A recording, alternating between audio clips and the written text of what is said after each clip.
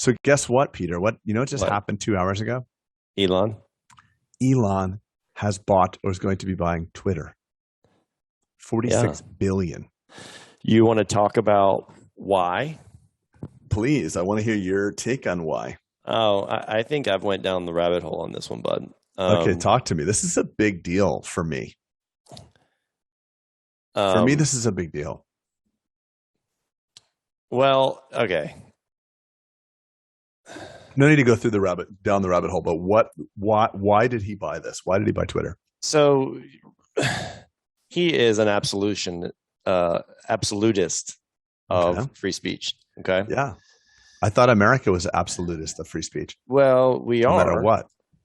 So it's important to him. So the reason he's having to buy. So here's what happened. He bought 11%. Okay. Right. The board offered him a seat, at which point he was going to take it. What's his name? Sundar. Whatever. Agarwal is the CEO. But then they said, T-Bone? "Hey, that's awesome." No, if you take Shout the out to board T-Bone. seat, if you take the board seat, then you basically can never get more than 15%, which would not be a controlling interest. So he rejected the board seat and said, "No, here's the deal. Tell me what the poison pill is. I want to know the poison pill. Because PBD pill came in and told me about this, and it was way over my head.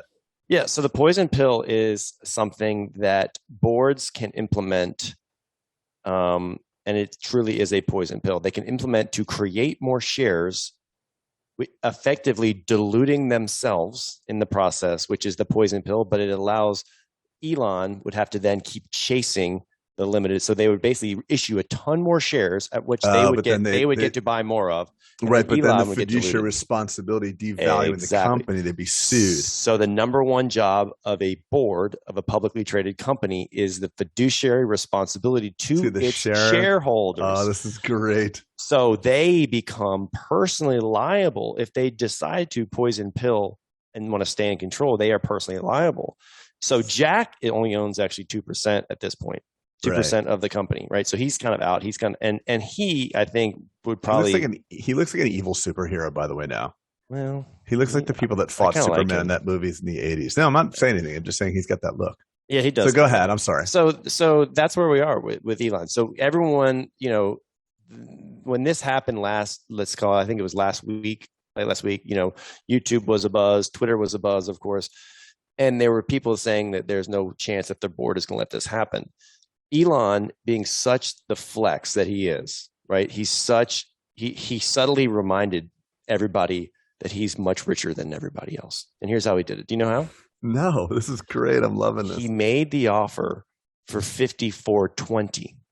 The number 420. If you remember, this is how he became the richest man in the world, with the number 420. You ready? Yes. Remember when he tweeted, with one tweet, he became the richest man in the world, made over how much? He made over $100 billion with his tweet. He said, the Bitcoin tweet? Nope. No, this is not a new Bitcoin. Okay. This is Calm down, he was Peter. threatening. This is what I just can't believe you don't. I can't believe you don't know this. Hey, listen, there's a lot of people that don't know this. Comment below if you don't know this story. No, don't gang up on me. You'll see. All right. So he wrote, thinking about taking Tesla private at $420 per share, funding secured, right? Which was a subtle taunt to the SEC, saying, "I'm going to take this private." Twitter went crazy. Everyone jumped on Tesla and rode the rocket up because they thought that he was taking Tesla private. Okay. So the 420 is just in this instance of Twitter is such a subtle flex because the stock price is nowhere near $54 right now. Okay, it's in the high 30s. Now he has to pay a premium to get that much of the control to privatize the company. He has to pay a premium, usually 20 to 30%. So he's right in there, but he's paying actually a little bit more than that, only because he wanted to get to the number in the 50s, but he wanted to include the number 420 just to remind everybody, hey, I'm richer than you. Don't mess with me. I am richer than you. Well, listen, it's April 25th as we record this podcast. Was the news of his position on April 20 by any chance? Did he do something on 420 on the date? No, it was the tweet. If you look back, it's for funding secured 420. So 420 is kind of this mythical number. I know, but it'd be cool if he just on 5 days ago released something as well, like this guy. Actually, Craig, I don't know. Was it done on 420? It might be. So we're at April 25th right now. So Yeah, it was Thursday actually. So that's pretty funny if that's the case. He almost is like Elon is almost like a living meme. He loves jokes. He loves memes. He's creative as hell, man. He loves to just talk shit to people without talking shit to people. Yeah, remember when someone, Bernie Sanders tweeted at him. Oh my God, he's like, "You're still alive?" I have to keep reminding myself you're still alive. Oh my God! Like they say, you don't pay enough taxes. He's like, I paid more taxes this past year than any other human being in the history of the U.S. government. Than all of y'all combined. Right, but I have to keep reminding myself you're still alive. Oh my God. That is hilarious. I never even saw the response to that. I think Bernie just took off. No, you don't go toe to toe with Elon. It's like the guy, by the way, speaking, I know we're just talking latest events, but like, did you hear someone like talk shit to Mike Tyson on the plane? On the plane. No, talk shit in his face. Like, he's behind him in this plane, first class. Saw that. And this guy was a little drunk, and he literally just kept taunting Mike Tyson. Yeah, literally. And guess what Mike Tyson jumped up and did? Beat the dog shit out of this guy. Yeah, that's what happens. And the internet cheered him, which I am too. Everyone cheered him. This guy was beat up from the toes up. Yeah, he's a career criminal. The guy that taunted Mike Tyson. Oh shit! Is he really? As a public service announcement too, like don't pet rabid pit bulls. Number one, there's another one. Don't go kick a sleeping bear. Well, look, everyone's got a plan until when they taunt Mike Tyson until they get punched in the face. So the back of our manual, the first manual we ever had at the Bulletproof Summit, was everyone's got a plan until they get smacked in the freaking mouth, which is Mike Tyson. So good. I love that we're talking current events here. By the way, we didn't mean to. No, I'm not being sarcastic, Craig. I think that some of my favorite pods actually just kind of rant on what's let me circle back for 1 second. So, Elon, that's what All In podcast does. Talk to me. What does this mean? So he just tweeted something along the lines of, "I hope my harshest critics stay active on Twitter." He said that. Yeah, because he's standing. So basically, what he's saying is it's the fall of the empire when you have companies that can. If Twitter is acting like the town hall, but Twitter is then aligned with left or right from a partisan perspective, then it's a dangerous proposition. He's saying, look, going to space and electric cars and all this shit is important. But if our town hall is broken, it's my duty as someone who has a shit ton of money to buy this and make sure it's free for all. And so basically what he's saying is he has two missions: to make sure that everyone can speak freely, whether it's good, bad, or indifferent. If you don't like it, then don't subscribe. And he wants to fix the bot problem, which I am a big user of Twitter, probably the only social media I use. And the bot thing is a problem, Greg, where people can sign up, take your name. It's a bot. So he wants to solve that by making Twitter almost like cost $1 a month, or just something that's a little bit. So it's not just free for everybody. That's one solution that he's presented. So those are really his two missions, and he feels very, very strongly about it. Yeah, it says, "I hope that even my worst critics remain on Twitter, because that is what free speech means." And everybody's blowing up, like, define hate speech. How do you cancel hate speech?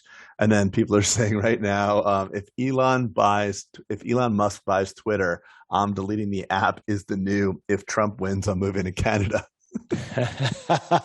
It's so true. I don't want to delete that shit. I don't know. I mean, but you know what? If they do, what are they afraid of? Right? Oh, now there's going to be real talk here. I'm leaving. Like, that makes no sense. Like, who in their right mind doesn't want a lot of people free speech? Because they do believe that there's hate speech. Hate speech is right. I agree with that. Hate speech shouldn't be allowed where you're literally just talking and hurting people intentionally. And who then becomes Craig, the moderator of that, I guess is, but I think some people just don't like certain narratives to be played out publicly, is what I'm saying, in the town hall setting. Yeah. So I like how we're doing this, Craig. I don't know, but two of my favorite pods do this: the All In podcast, and then My First Million with Sam Parr and what's the other guy's name? And Shane Puri, or what's his name? Probably should know this. Puri, yeah, I was right. They do this. They rip about it a lot. But So I does got that some. mean, wait, just one more question about this. Okay. So what happens then? Twitter becomes more inclusive. All the accounts Twitter, have been banned. if he takes it private, okay. Luckily, because of the Jobs Act that was created, I think Obama created the Jobs Act, and I don't know the exact legislation, but it allows for 2,000 other people to be shareholders in that. So there's a way around it for him to privatize it, so he doesn't have fiduciary responsibility to shareholders at being publicly traded company. So he does want to take it private, I believe. Interesting. So, but you can imagine us coming up, Craig, you can imagine the nervous energy as we're coming up to midterm elections. You can imagine both sides of the aisle being like, this could be bad. Oh yeah. He said the best social media platform is one on which the extreme left 10 and the extreme right 10% are both equally unhappy. It's true. Yeah.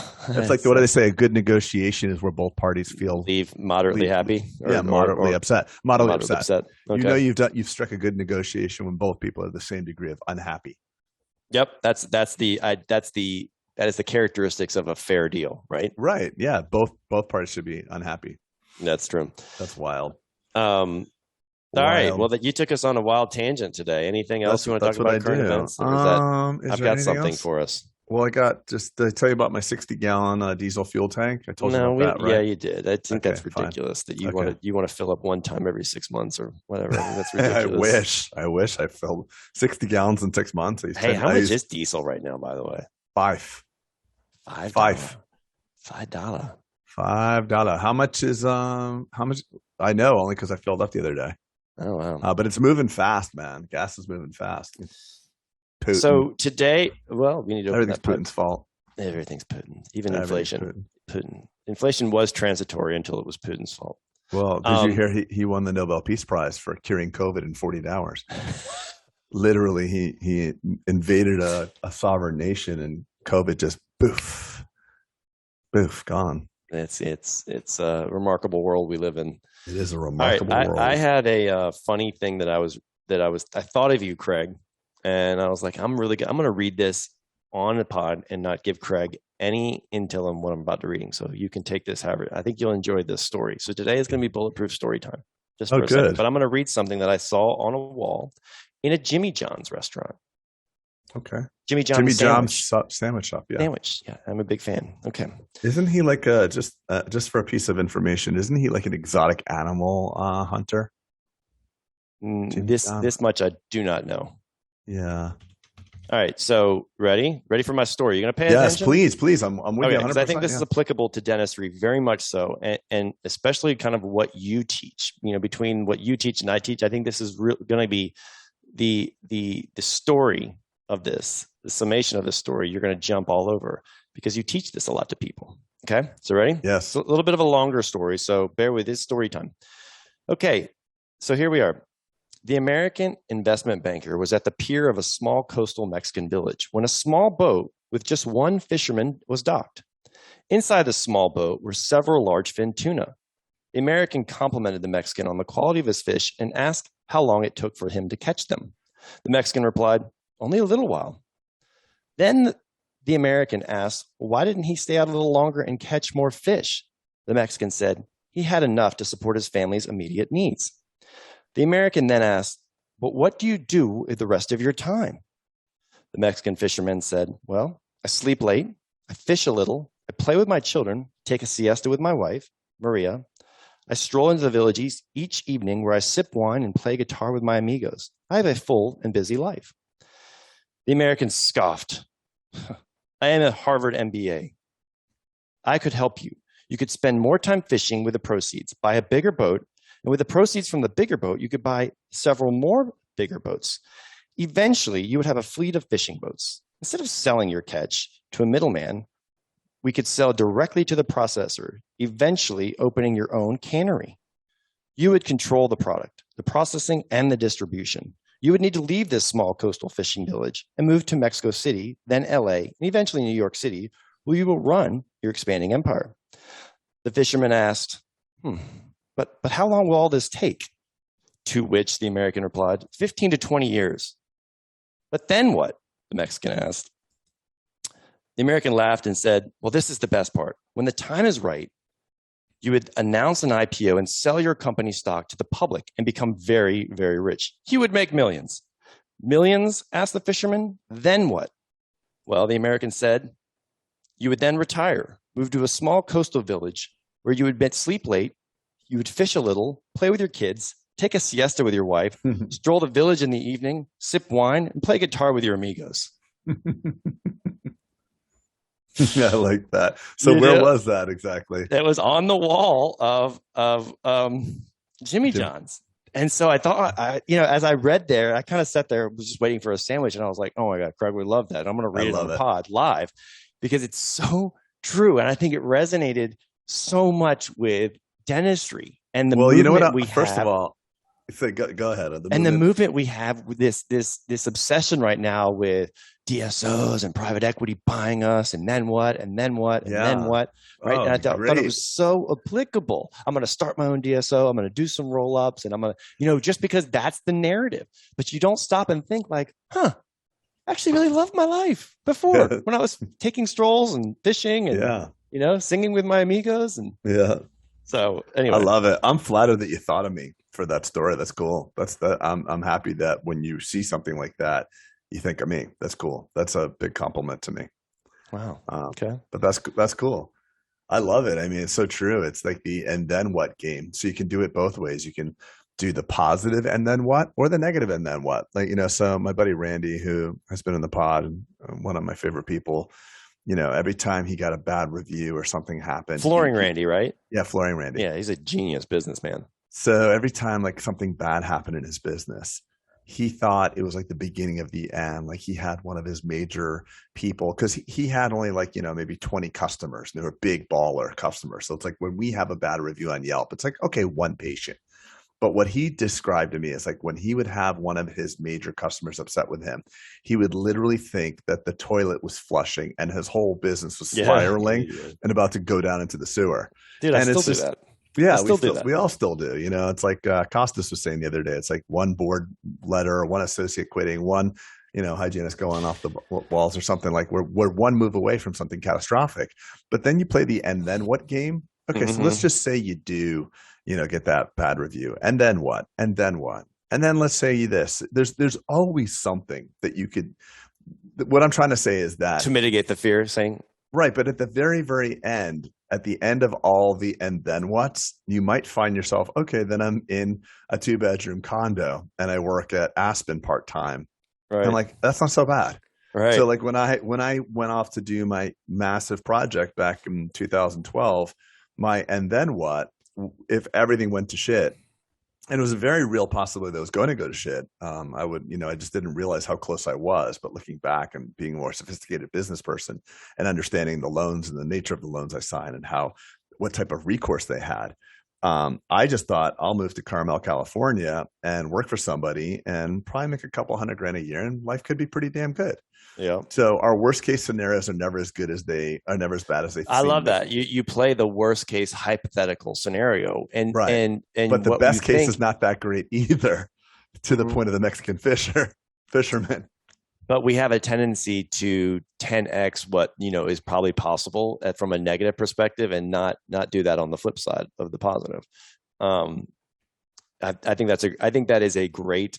Especially if you are a worrywart like myself, I think that is a great exercise. Yeah, you are. I can't calm my freaking brain down. I think I'm worse. Do you make yourself? Yeah, you definitely are.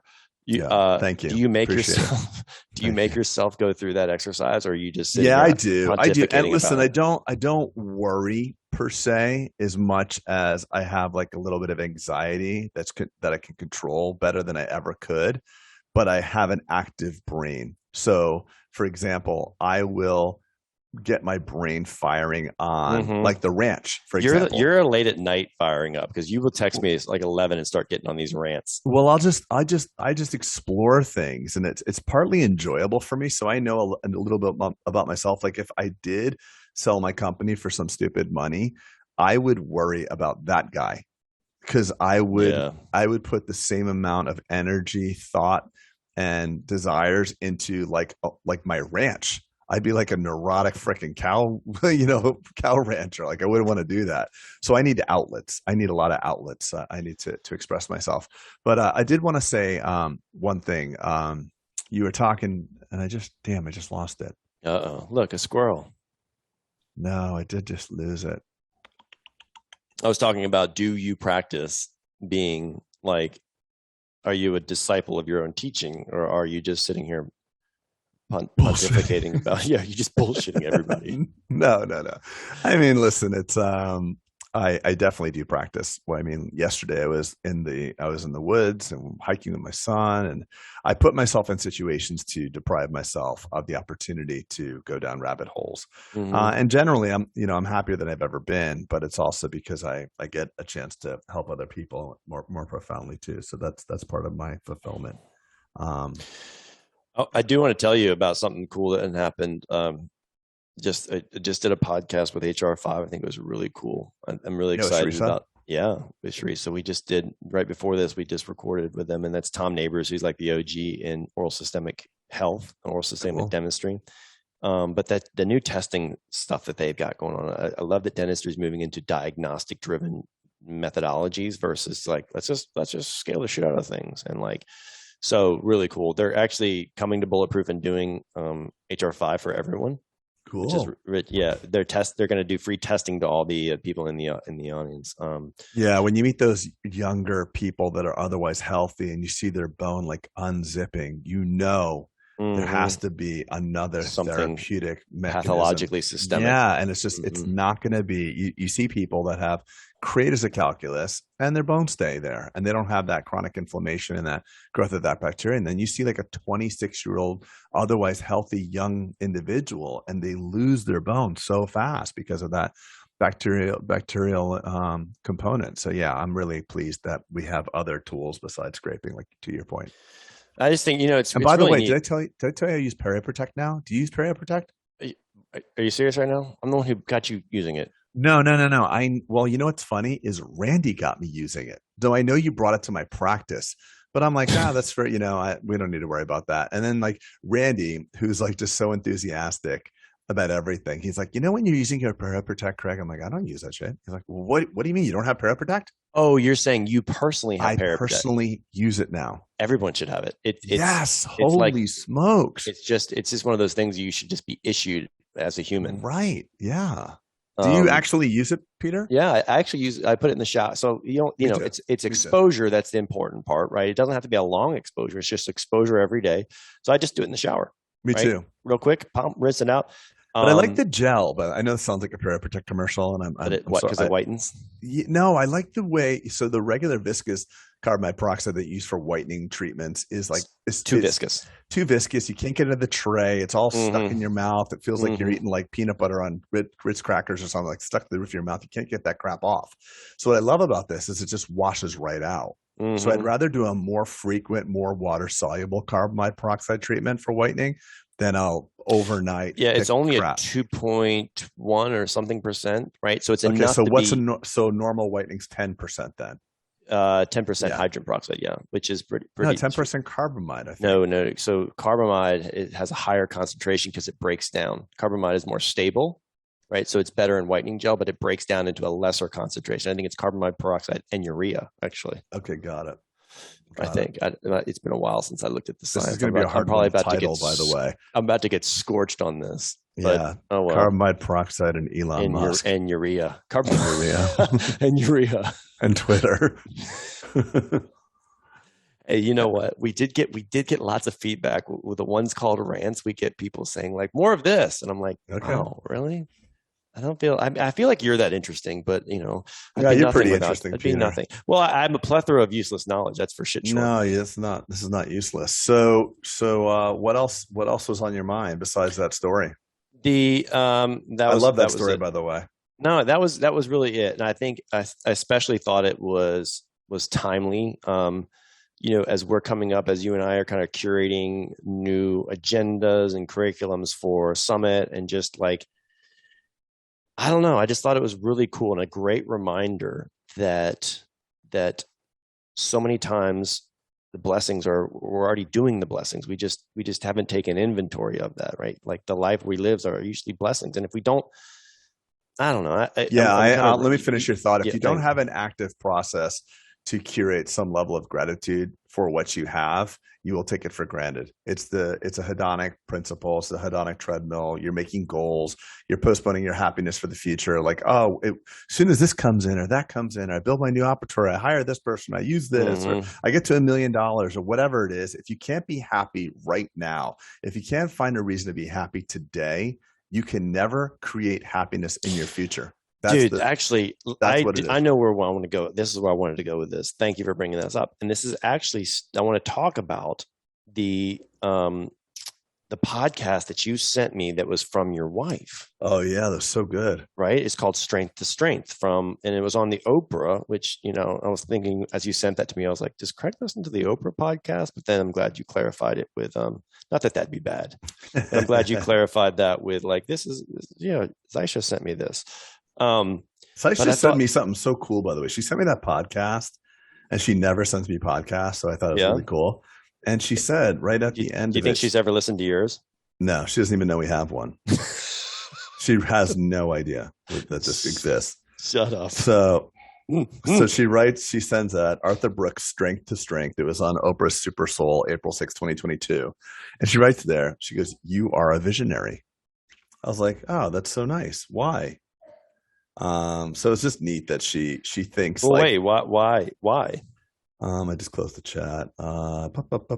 You're a visionary. Just because she's like, you're really, Craig, and she doesn't really pay me a lot of really heartfelt words because I know I've seen it. She's hardcore. She's hardcore. She's, but I like that. Her love language is, hit you right with what I think right between your eyes, Craig. Here's what I think about you. Yeah, so she's not the type to be like wordy. I guess I have enough words. I talk enough for both of us. But it was like, you're a visionary. I'm like, well, what do you mean? She's like, you're just a very smart man, Craig. You see things 5 steps ahead. She's like, I would agree. It's just cool that she said it because was this on the heels of sending this link as well? It was. So she thought of me with the Strength to Strength podcast and said, "You're ahead of the curve." So let me give a little context for people with this. So Arthur Brooks, he's a Harvard professor, was on the Oprah podcast, and Craig sent me this thing. Obviously, we've talked about that. And so and I think it again is super applicable to dentistry, not us ranting about Elon, but this is applicable to dentistry. But it's what he talks about is finding deep purpose in the second wave of your life, right? Whereas most of us, second curve, or you even called it waves, right? So yes, but most people who are just go in their 20s and 30s, they feel their best years are behind them.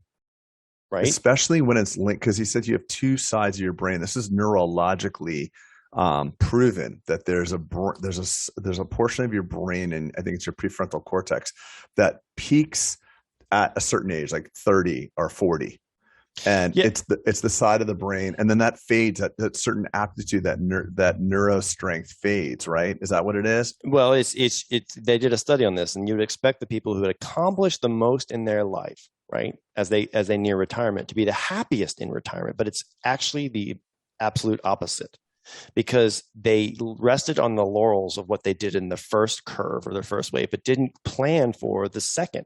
So the first curve is this is where I think it's dentistry, and this is called the striver's curse, right? So the takeaway is, don't count your past successes to get you happiness in their second curve of your life. You must get on the second success curve to be happy in the second phase. And so in our first curve, it's the 20s and 30s. It's the rising dentist. I'm going to put dentist in there, right? The dentist who is going to CE and getting skills and running an office and has respect in the office and is problem solving and all these things. And usually after retirement, there's no second curve to dentistry, or they're already breaking into their second curve, as Oprah said, a pod, where you're starting to not be fulfilled by the things that you had immense gratitude for and satisfaction for. For example, maybe some of your orthodontic moves, like the cases, you're just like, yeah, that's all right, but it was an amazing case, right? So you're just bored by things that would have wowed you years ago. That means that's evidence that you are probably moving into the second curve of your life. So and no one knows it. The only person, no one knows it.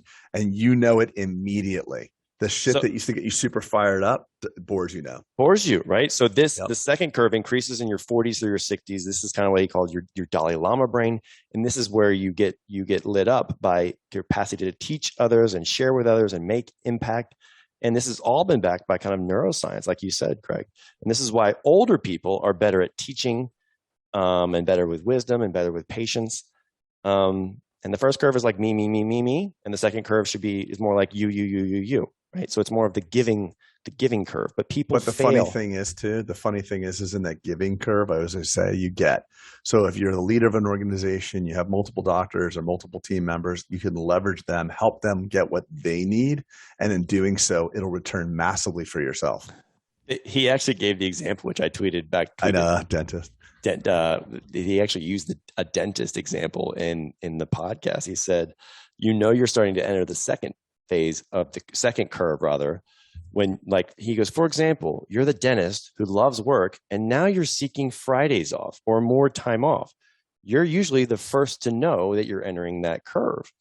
He also talks about how, like, workaholic. I thought it was very fascinating because I was very guilty of some of the things he was talking about. Like, workaholics are no different than someone who has a drug addiction, right? Or same or a dopamine smoker. receptor. It's a dopamine receptor, right? It's that constant hit. It's the person who would rather do the 14th hour of work than sometimes go home and do the first hour with their family, just because they. That was a great analogy, by the way. Was. The 14th hour of work or the first hour of being a parent.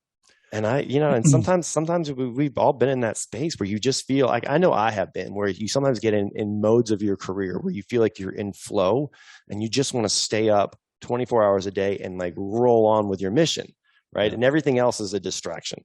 But sometimes, but it needs to. So I've been guilty of that. But it's funny thing is, Peter, as your friend, I've watched you enter the second curve.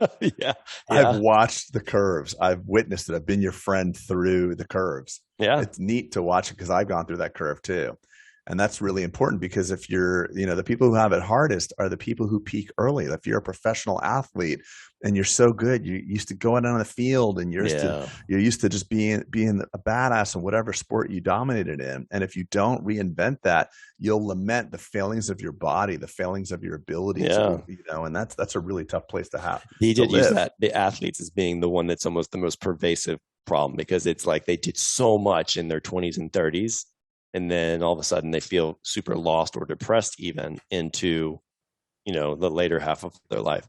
So he also talks about one more thing, Greg, which is getting in the gap. Do you remember that part? No, I don't recall. About it, which was, it was the story he was talking about with him fishing and the guy at the falling tide. Right. And so basically what he was going through, this story about him fishing, and the guy said, look, you're not catching anything, are you? And he was like, no, sir, I'm not. He's like, you need to wait for the falling tide. That's about 30 minutes from now. Okay. And he said he sat there with the man and they waited. And about 30 minutes later, they started throwing in their line. And he said there was this fish coming in all over the place. So the falling tide is when it leaves the ocean and it throws up all the microplankton and all that stuff, or the plankton rather, not microplankton, plankton, right? And so the fish start going crazy and they get into a feeding frenzy, which encourages them to bite the hook. So his takeaway from that, as the man said, was, look, son, the biggest mistake you'll make in life is not putting your line in the water. And so what this author was saying, Arthur Brooks was saying, is that if you're in that unknown space, first and second phase, or in that transition, just get your line in the water. That's the biggest mistake you will. Look for opportunities when you're in transition, when you're in pain, and when you're in uncertainty. Just get your line in the water and start trying to ideate or have conversations with people, but don't just pull your line in and say the fish aren't biting anymore. Not for me, right? Get your line in the water. And he says you can do that through meditation. You can start, feeling how you're, addressing how you're feeling through meditation and, like, why you're feeling that way. But he said ultimately you need to get your line back in the water.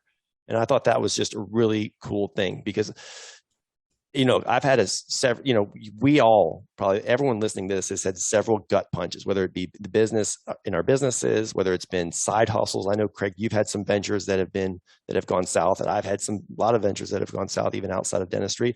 But I always say it's like this petri dish. And sometimes you're going to get a moonshot and you're going to create something magical, but sometimes it's like, oh, that experiment was a failure. Yeah. And you can't always have wins. I remember when I first started getting some losses, I was like, golly, I'm such a failure.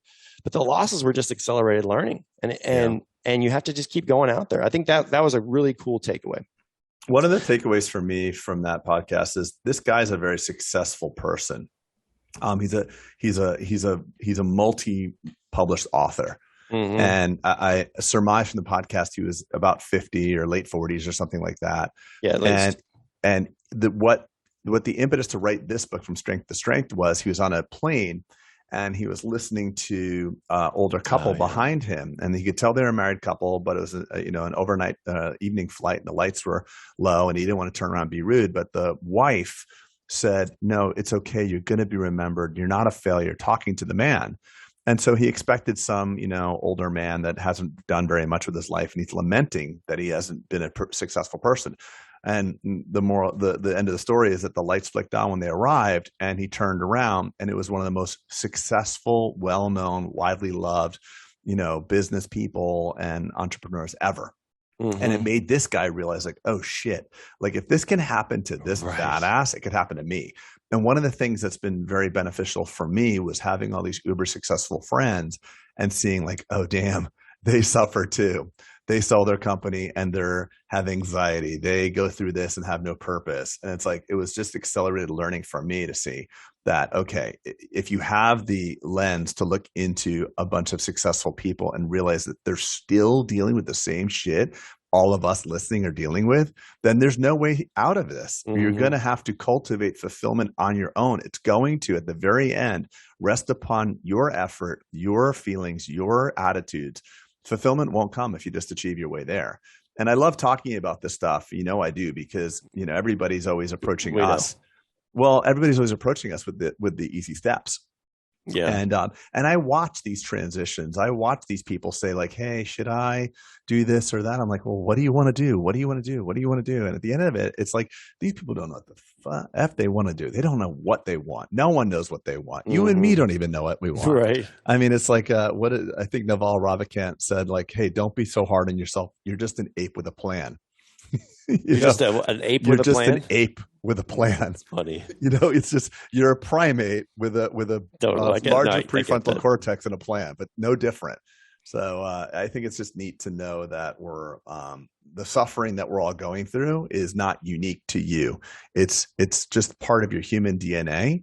And yes, it's important to run a profitable business. And yes, you want to make sure that your team. Yeah, he does talk about that, because it can't be all this kumbaya. He said, look, I'm a fan of capitalism, right? But capitalism needs to be, the end result needs to be something that you're going to serve. And he said at the end, there's only 4 things that matter at the end of when he breaks it down. And it's faith, family, friends, and work that serves other. And he says, as long as that capitalism is ultimately serving those 4 things that ultimately matter, as opposed to worldly other things like the Instagram or, me feeling good about yourself, as long as your income and your desire to succeed is serving some of those other things that matter. He's like, I'm all for capitalism. I want you to be a gazillionaire, but it should serve that.